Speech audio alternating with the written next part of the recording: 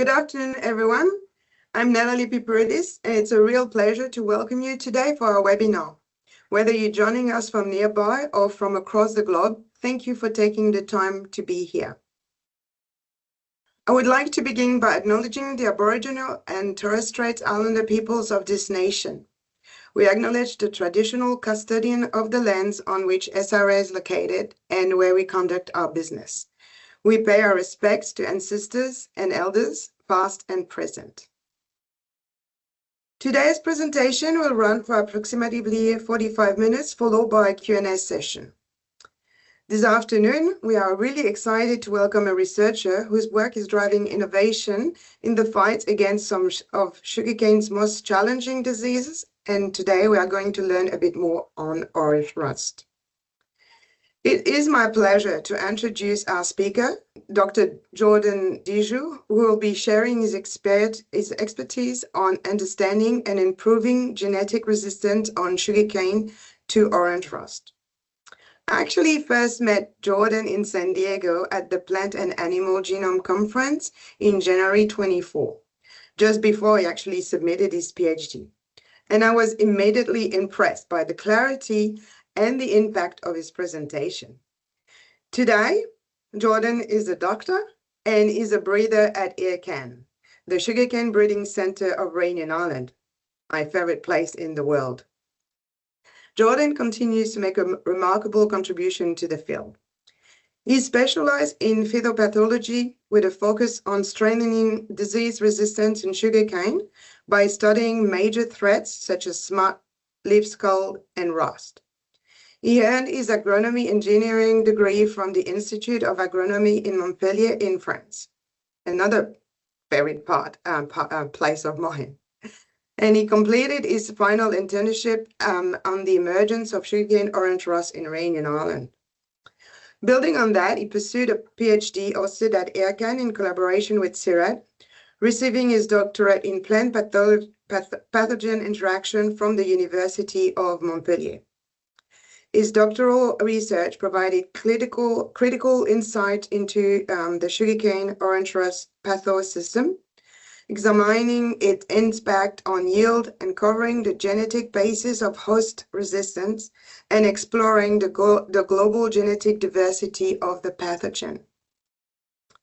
So when I asked Jordan that, if you were not doing this job, what would you think of doing instead? And he said that he will probably be spending his day hiking or relaxing on the beach, or he will be a professional photographer. But there's no wonder because he lives in paradise in Réunion Island and where there is no snakes, for example. So anyway, without further delay, Jordan, the virtual floor is yours. Thank you, Nathalie, for this introduction, and thank you for having me today. I'm really happy to be with you today to share my results with you and to present my work on orange rust and more specifically about understanding and improving genetic resistance of sugarcane to orange rust. So let me start with a small context. Starting with the presentation of the sugarcane industry in Réunion Island, which is, for those who don't know, a small island near Madagascar in the Indian Ocean.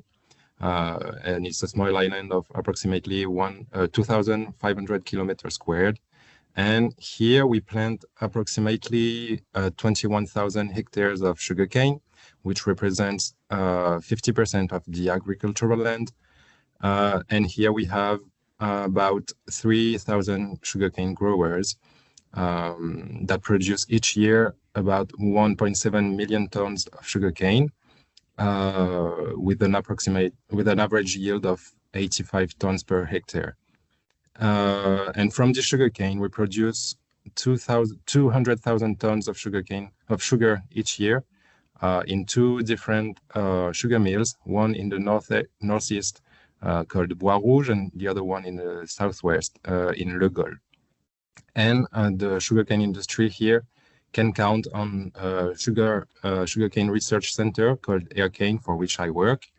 And here in eRcane, we work on different topics, going from cropping techniques, industrial processing and innovation, industrial automation and electronics, and also biorefinery. And the most important, I would say, and the historical topic is breeding, the breeding program that we conduct here. So here in Réunion, we conduct a classic breeding program that starts with 2,500 crosses each year that leads to the production of approximately 100,000 seedlings that go through different stages, 5 different stages, from pre-selection to local experiment selection, and finally multi-environmental selection at the end of the program. And this multi-environmental selection can count on 7 experimental sites that are all around the island and that show contrasted agroclimatic conditions. For example, we have the sites of Lamar, Manciol, and Saint-Benoît on the east coast that are more humid due to major rainfalls here. And on the other side of the island, we have the sites of Vubel, Étang-Salé, and Le Gol that are in drier environments.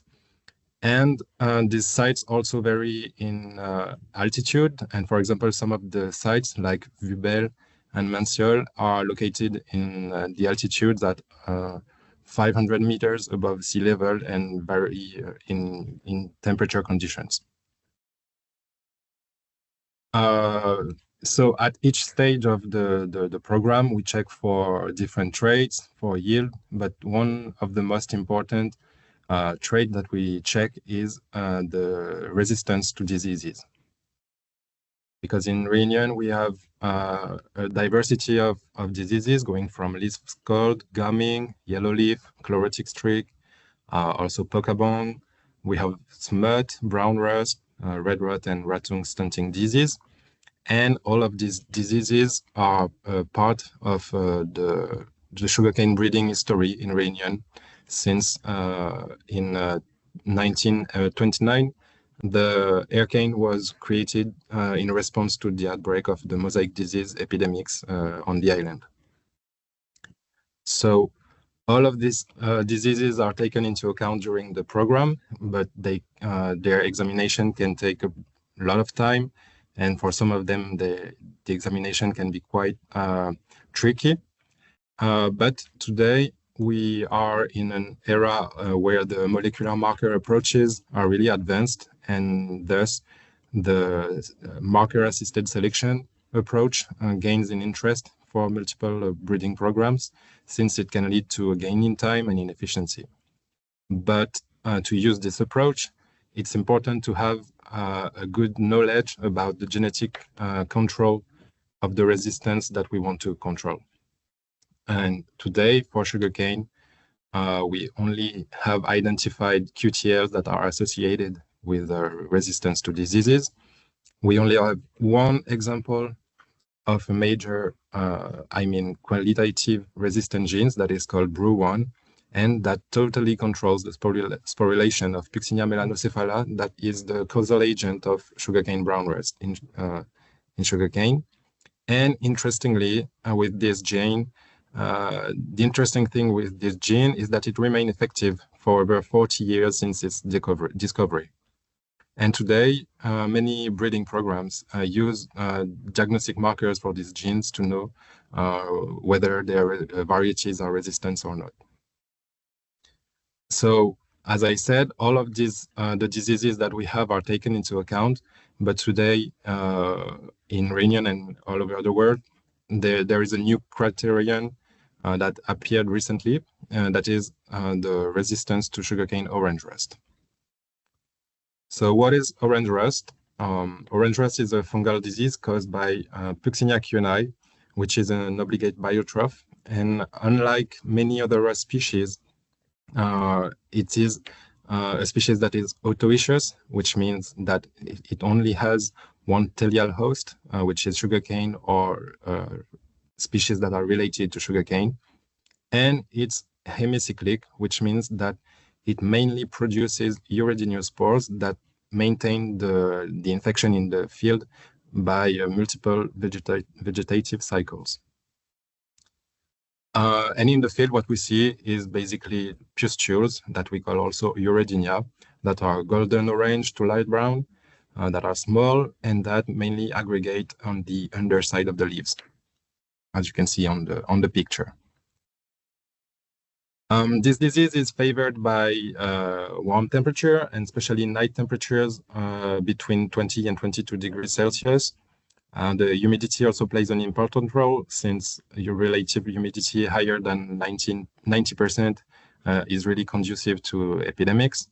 And the age of the sugarcane crops also play a role, since sugarcane crops that are more than 5 to 6 months tend to have more severe symptoms due to the canopy closure at this moment that maintains the microclimate of humidity conducive to severe symptoms.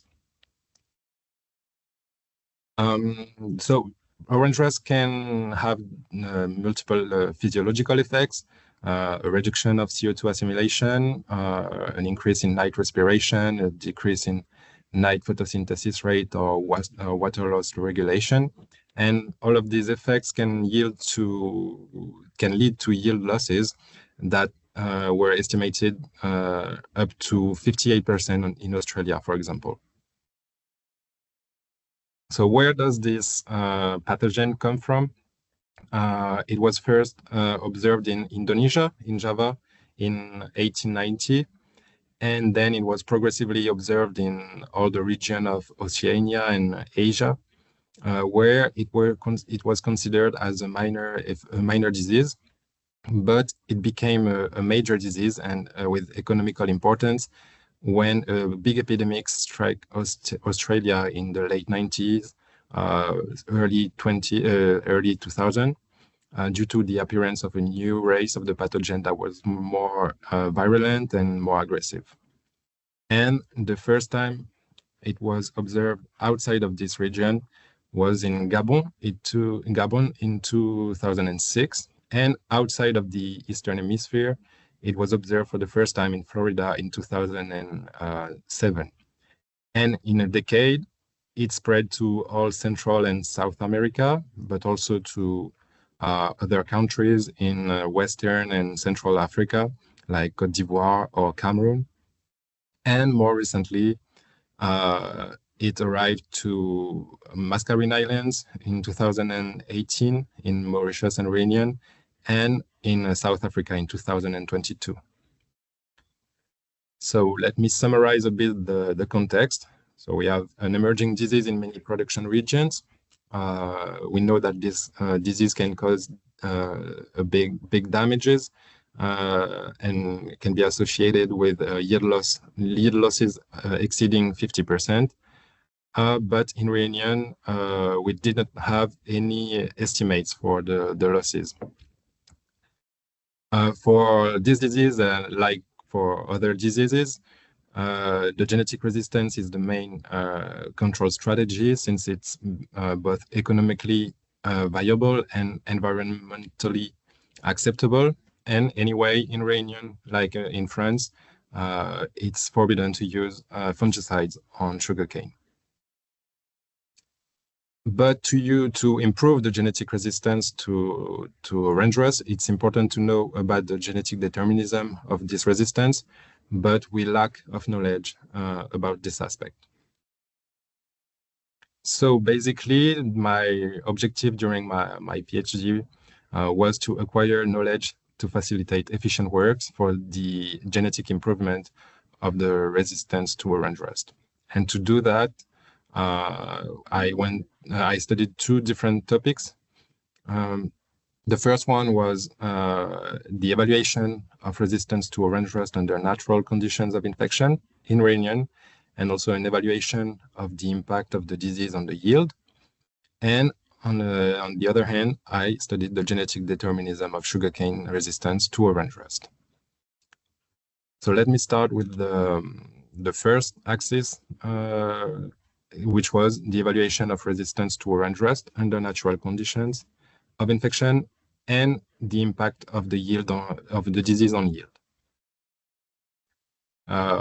let me remind you the context. As I said, in Réunion, orange rust was an emerging disease. It was first observed in 2018, and then it propagated rapidly to the rest of the island.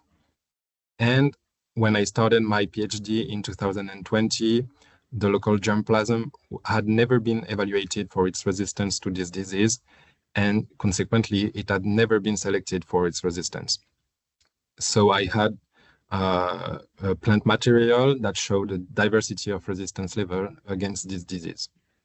And we wanted to know how accurately we could assess resistance levels in the field under natural conditions of infection and in diverse environments.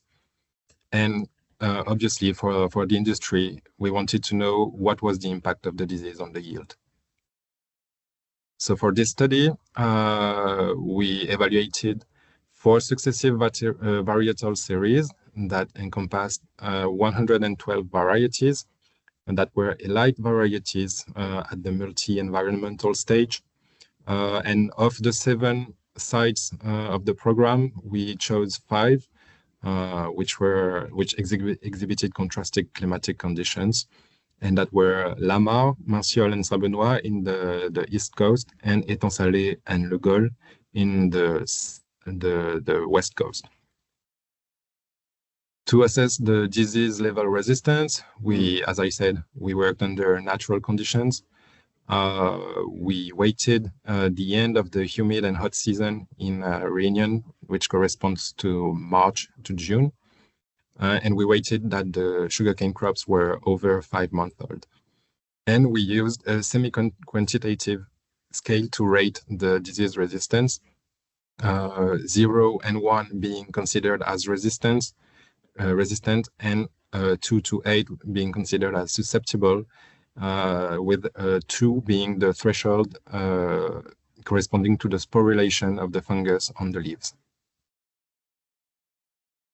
Once we got this data, we went first into an individual trial analysis using this kind of model where we evaluated the effect of the genotype, the replicate, the crop year, and the interaction between genotype and crop year.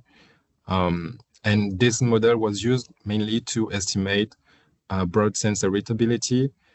And what we saw is that the heritability values that we obtained were really high, and ranged from 0.81 to 0.94, which indicated that we had a good accuracy when assessing orange rust in the field under natural conditions of infection. Then we wanted to compare the sites for their level of orange rust infection, and we observed that we validated that in the order, the sites the most impacted was Saint-Benoît, Martial, Lamar, Étang-Salé, and Le Gol, and this was totally consistent with the differences in humidity and temperatures between sites, Saint-Benoît in blue being the most humid site of the island. And finally, we proceeded to multi-environmental analysis using this kind of complex model. And once again, it was to estimate the broad sense heritability, and we obtained heritability values ranging from 0.76 to 0.91, which indicated this time that the differences we observed in level of resistance of our varieties were mainly due to genetic components.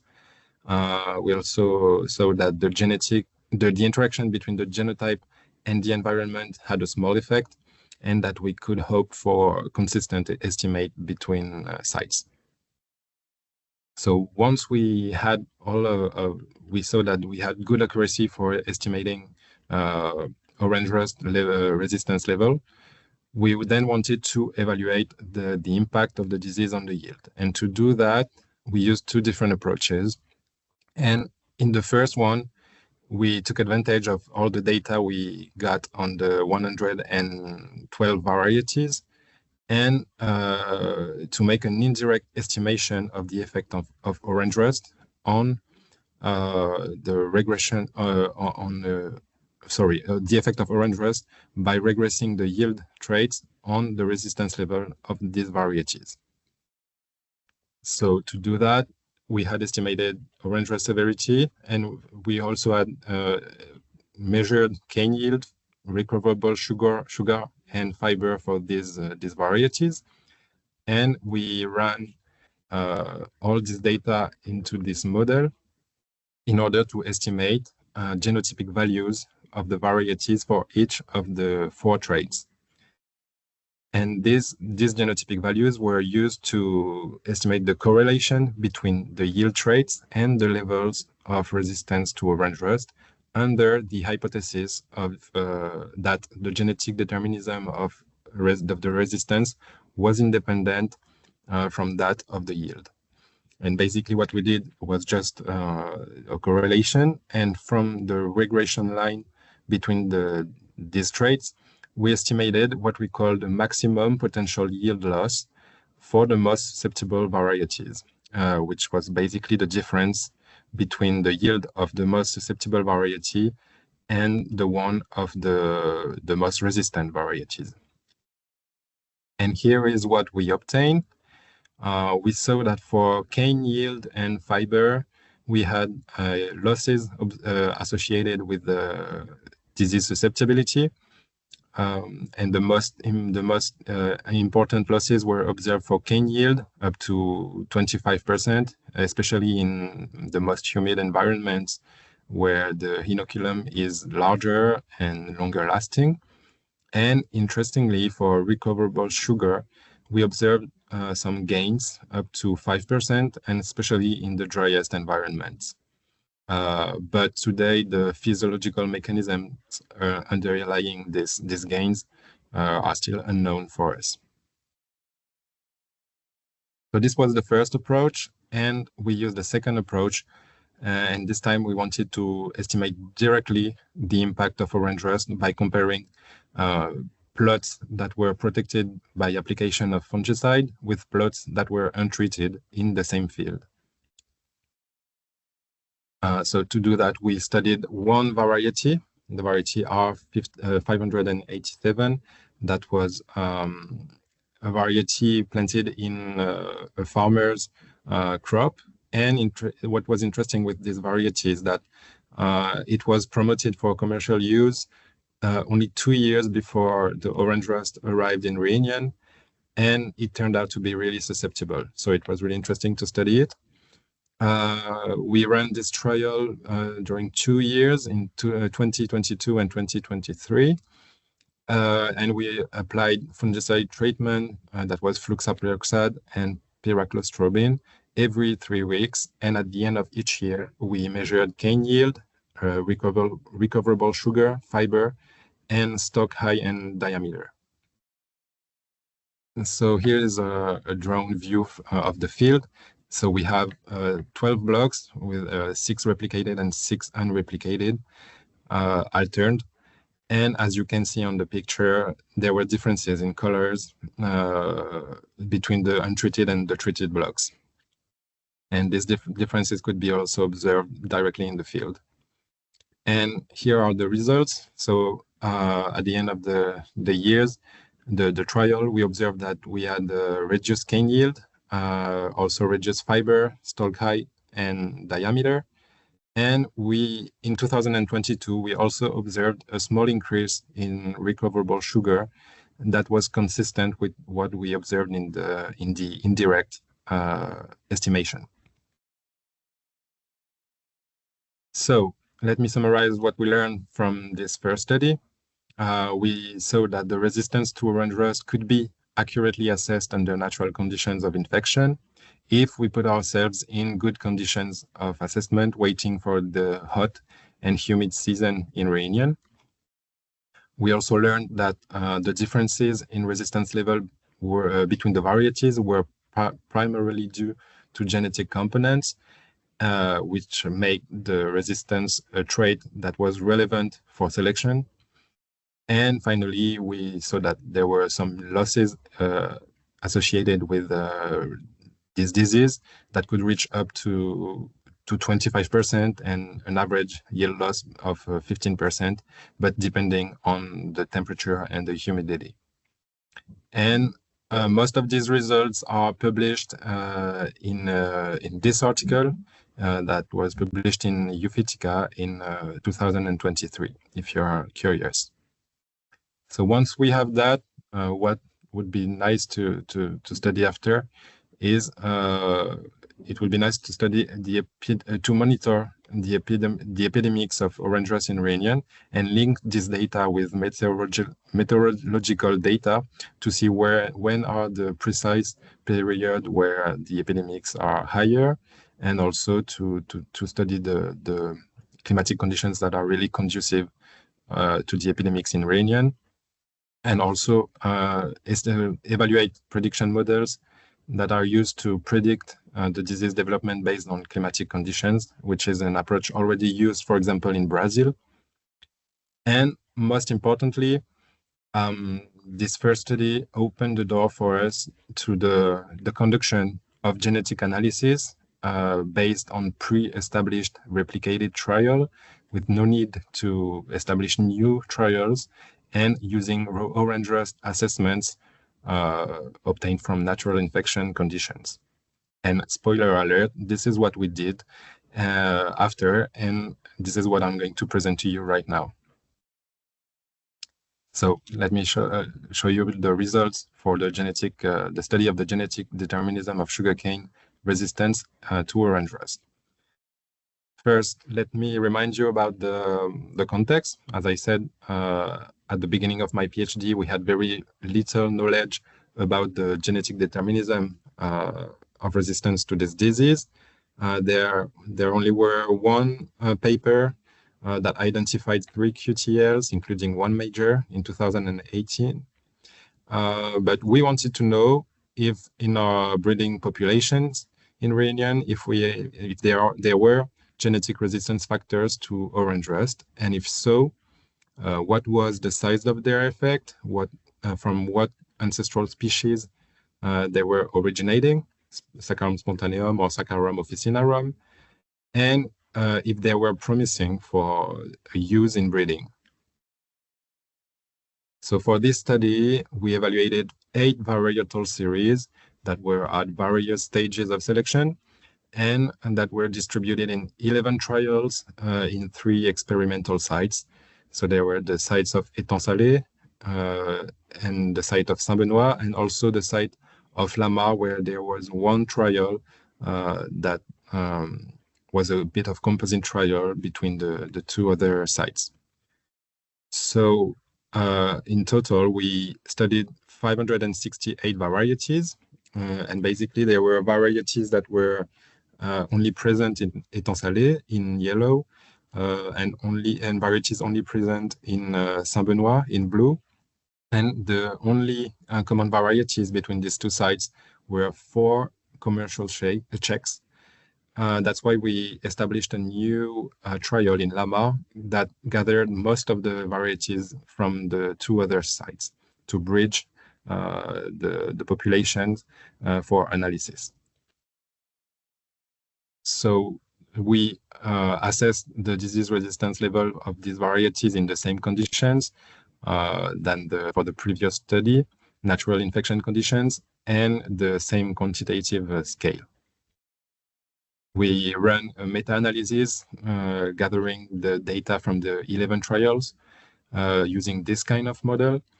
And once again, we estimated the broad sense heritability, and we obtained a value of 0.82, which indicated that our assessments were robust and that we were in good conditions for running a genome-wide association study, or GWAS. And to do so, we had to genotype the varieties, and for that we used about 20,000 baits that targeted about approximately 6,000 regions scattered along the genome of sugarcane. We used genotyping by capture sequencing, and we decided to code the data as diploid genotypic classes, where 0 and 1 were coding for homozygous, and 0.5 was coding for heterozygote.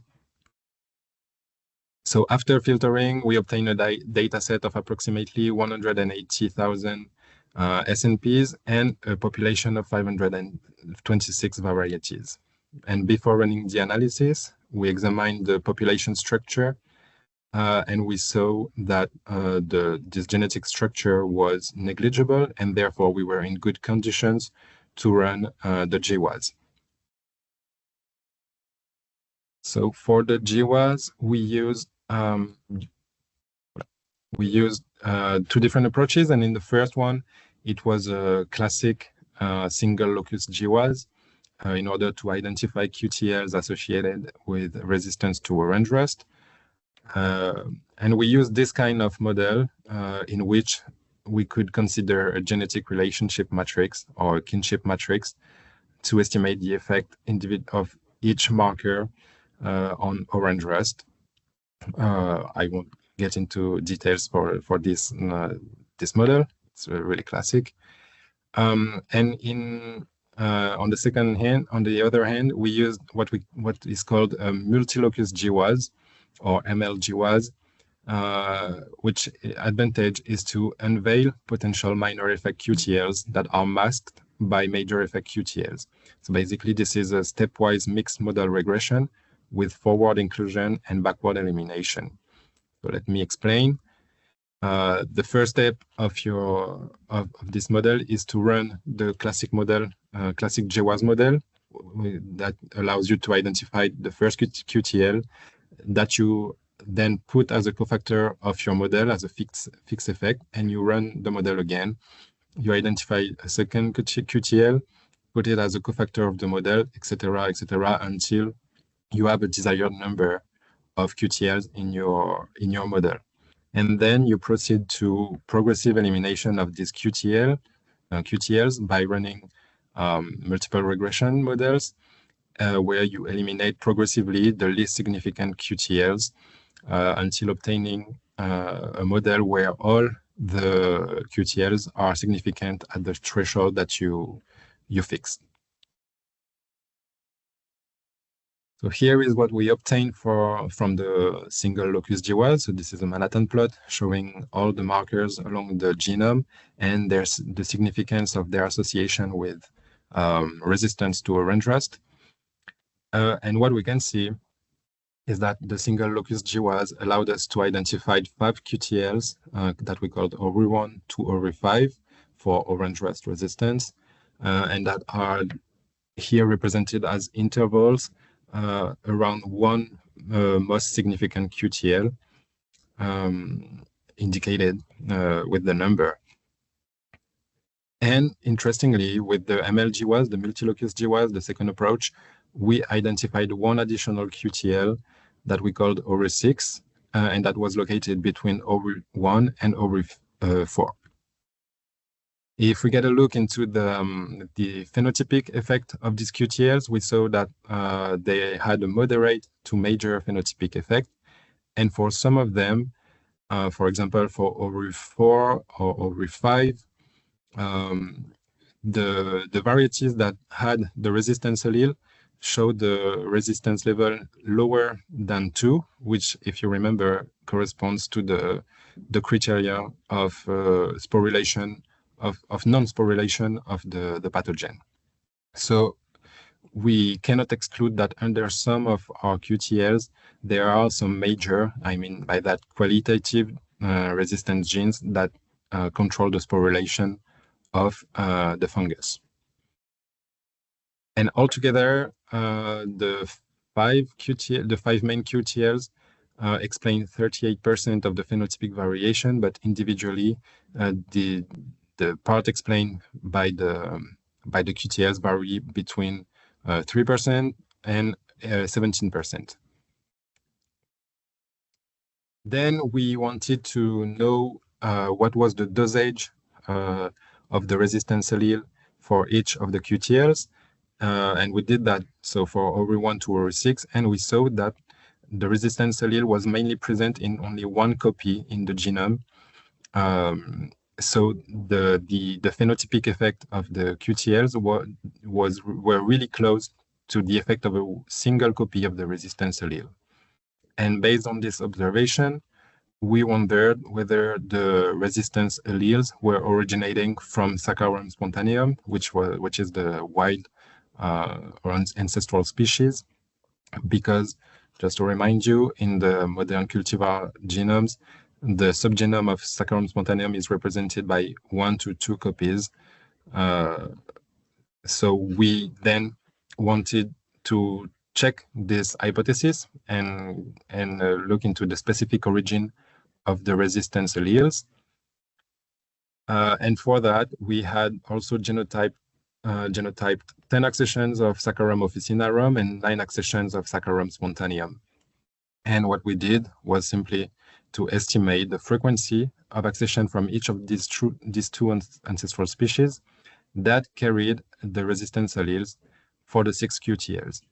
So what you see here, for example, in the top left corner for ORI1, is all the SNP markers inside of the QTL interval, and the red points represent the frequency of the resistance allele in Saccharum spontaneum, the wild species, and in green, the green points represent the frequency in the ancestral species Saccharum officinarum. And what you can see here is that for the 5 most significant QTLs, so ORI1 to ORI5, the resistance alleles originated from Saccharum spontaneum. And interestingly, for ORI6, which is the least significant QTL, the resistance allele originated from Saccharum officinarum. And this is totally consistent with the higher resistance levels observed in Saccharum spontaneum compared with Saccharum officinarum, and also compared with the modern and ancient hybrids. Then, once we identified the genetic determinism of the resistance, we wanted to take advantage of all the genotypic data that we have to evaluate prediction models for this trait. And for that, we used 2 different approaches. In the first approach, we evaluated prediction based on 6 different models that included the whole set of genotypic data that we had, so the whole 180,000 SNPs. And with these models, we obtained very stable prediction accuracies that were about 0.62, which was really promising. But we wanted to compare that with another approach where we evaluated prediction based on model that included only 1 to 5 of the 5 QTLs that we identified in the single locus GWAS, ORI1 to ORI5. And so we did that, and here is what we obtained. So we see that for the models that include only one of the QTLs, the prediction can vary between 0.15 to 0.40, depending on the QTL that you include in the model. And then when you increase the number of QTLs included in the model, your prediction accuracy increases. And the most interesting part here is when you evaluate the model including the 5 QTLs, so with all the colors, we obtain a prediction accuracy of 0.6, which is only slightly lower than the prediction accuracy that we obtain with the whole set of SNPs. So we can see that we have promising prediction accuracies, and in particular with only 1 to 5 of the SNPs. So to summarize what we learned here, we saw that the genetic resistance was partially controlled by a limited number of major to moderate effect loci. And unlike yield traits, for example, it's not controlled it's not polygenic with many small effect loci. We also learned that the resistance allele were mainly originating from Saccharum spontaneum, and that only 5 QTL were enough to predict with good accuracy the resistance to range rest of our breeding material. So once again, all of these results are available in this article that we published in 2024 in Theoretical and Applied Genetics. So what do we do with these beautiful results? As I said, we can't exclude that under some of our QTLs, there are some major genes, I mean dominant major genes that are present in a single copy, and that totally controls the sporulation of the fungus. And to check that, we set up a trial consisting in multiple biparental progenies, because in this kind of biparental progenies, when you cross, for example, a resistant variety that possesses only one copy of the resistance allele with a susceptible variety that has none of the QTLs, you are supposed to obtain 50% of resistant varieties in the progeny and 50% of susceptible varieties. And this trial will also help us to improve our estimation of the effect of some of our QTLs, because the effect of some of our QTL were estimated on some resistance allele that were in a very low frequency in the population. So basically, this will really help us improve our estimation for the effect of some of these QTLs. And the next step is to design first diagnostic markers for these alleles. And in this case, the CASP markers are really adapted, since they allow the identification of an allele at a single SNP by using only a set of 3 primers, which is really simple.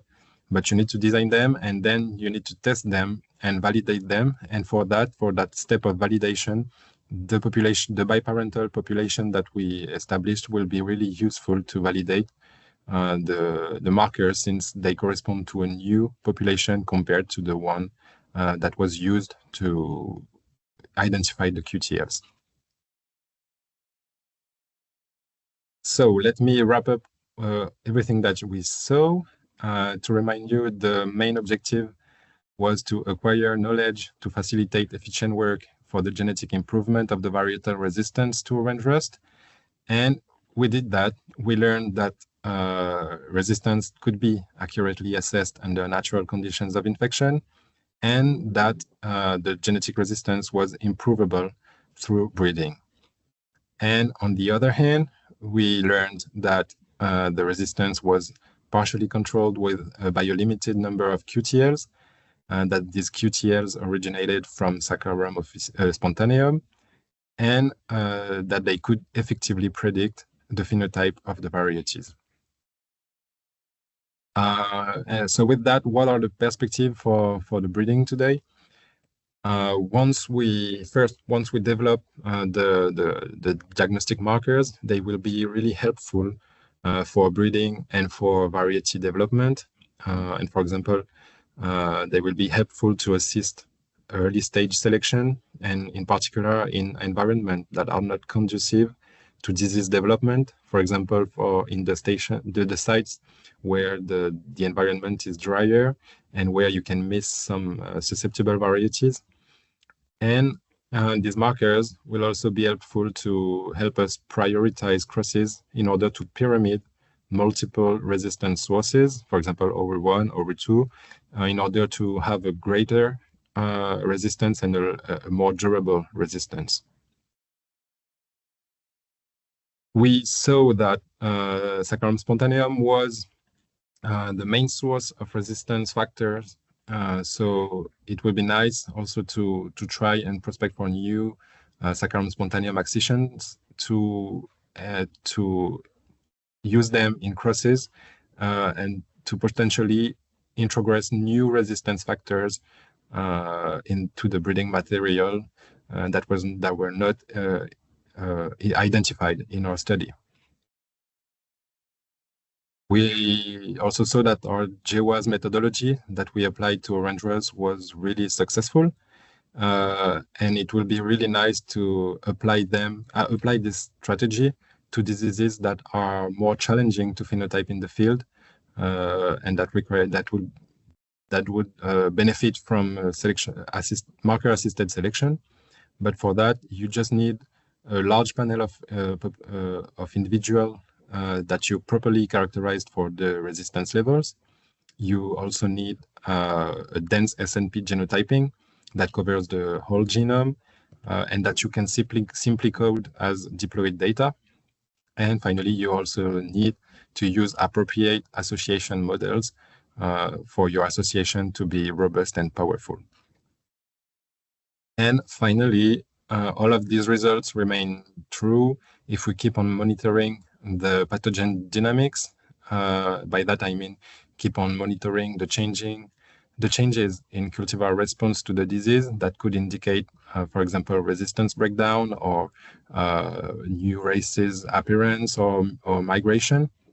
And for that, it's really important to improve our understanding of the diversity of the pathogen and also the interaction with the host in order to make sure that the resistance factor that we identified remain effective in the future. So thank you for listening to me this morning or this afternoon. And I want also to thank all the people that were involved in this work, as they were for eRcane, from CIRAD, especially Jean-Yves Waro, Philippe Roth, Angélique Donta were my directors during my PhD. And I want once again thank Nathalie and Mike for the invitation this morning. Thank you.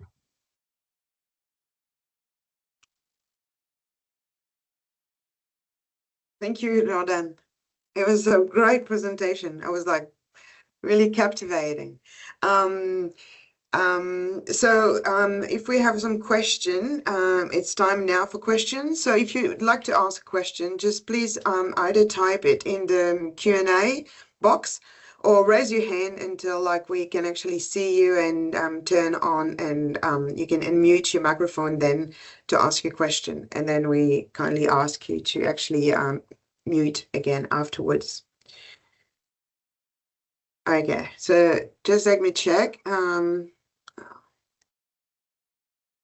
So I've got a question actually while I'm checking. So the QTL, the official QTL, is it like a negative effect QTLs? Because it was not like, if you put it in the study where you put all the QTL ORI1 to ORI5 to actually do the prediction, if you had that one as well, is it like ORI6? Oh, there was 6? Yeah. There were 6. No, they were the 5 were the 6 QTLs were positive effect. I mean, by reduction of the disease.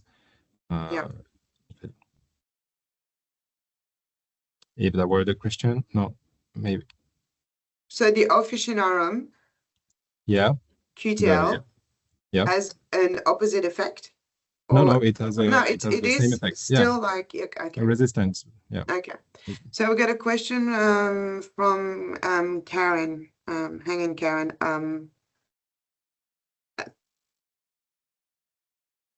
Can you ask your question, Karen?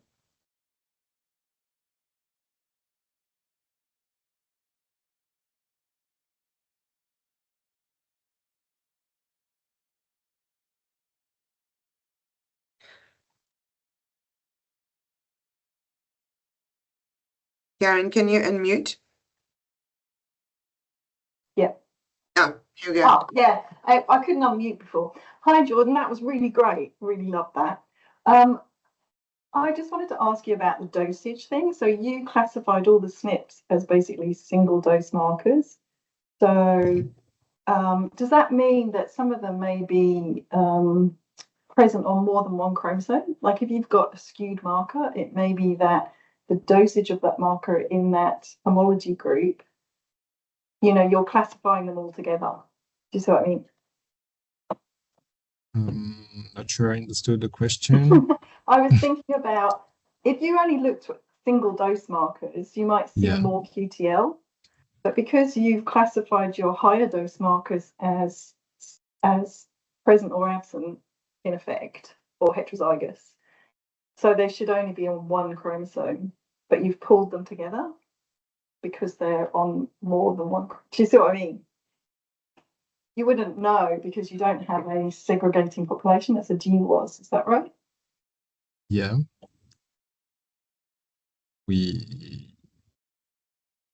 Yeah. So when you looked at, you said that you looked at a biparental population. Were they all single dose in that? Yeah, for the biparental population, Yeah. we made sure that the parents we chose only had one dose of the allele. Cool. Yeah. Okay. Thanks. Thanks, Karen. So like we talked about the brown rust and the orange rust. Apart from the name, is there anything in common between those rust? The way they, because I just noticed that, I know that BRU1 is on chromosome 3, but I didn't see any of your QTL on chromosome 3. So I'm just wondering if there is like some mechanism in common or defense mechanism in common from sugarcane or not at all. I don't know. For brown rust, yeah, they were not located in the same chromosome, so we can imagine that there are different mechanisms involved in the resistance, but we did not get until the identification of causal genes under our QTLs. So I don't know, because for example, some of our varieties that the Rowan genes but were still susceptible to orange rust. It's still unclear what is underlying as a genetic physiological mechanism under that. Anything common with like the Tory rust? I don't know much about Tony rust either, so we don't have it in Réunion yet. Well, that's good. Maybe Yeah. don't go to South Africa and bring it back. What about so do we know like the yield, like the lost in all these different countries that has, because in Australia it's not really a problem anymore. But in South America it seems like it's spread like very quickly. So I guess because it's but I just can't see how it spread from, seems like the last bit in South America then came to Mauritius or Réunion Island. Yeah, well, we are currently studying the spread of orange rust in the world, so keep informed on the papers that are coming. Okay. And you Oh, will good have to know. the Good to know. answer. So the yield is really affected in some of like in South America with the orange rust. It depends on what the variety that are planted, but for example, in one of the figures I showed it for Guatemala, they estimated losses up to 8%, but I think they should be more depending on the variety. Right. Yeah. Any more question for Jordan? Again, I just see if there's a question from Mike. As a breeder of sugarcane variety for Réunion, is resistance to orange rust a current high priority? And what other current priority are you working on for the varieties in Réunion Island? During my PhD, orange rust was a priority, but now that we identified QTLs and now we are developing markers, it is kind of it's still a priority, but we have other diseases that are more problematic, like smut, which is really of big importance today. So we hope to have solutions for these diseases in the field. We also have leaf scald and gumming that are really problematic, but they are really hard to differentiate in the field. So the assessment of the resistance can be quite tricky for these varieties, these diseases. There is a question from Kerry Redshaw. Do you have a list of eRcane variety that are resistant to orange rust? that are resistant to orange rust? Sorry. List of varieties that are resistant to orange rust. I have the list for Réunion R varieties. There are 50. Well, I don't know if you know the varieties, but if I can provide the list if you want. But yeah, we.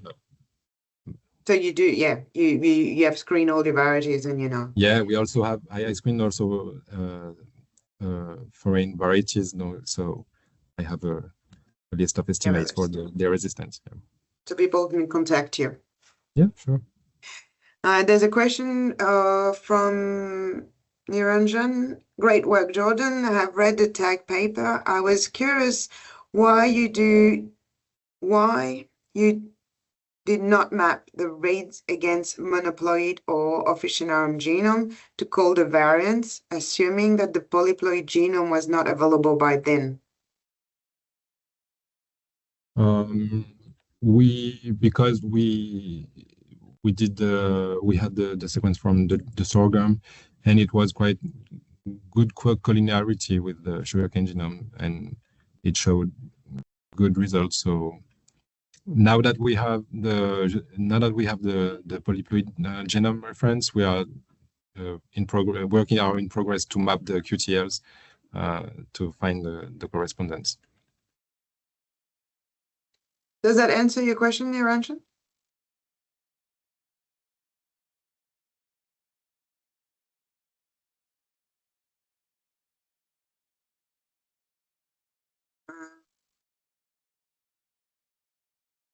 Showing comment. Yes, thank you.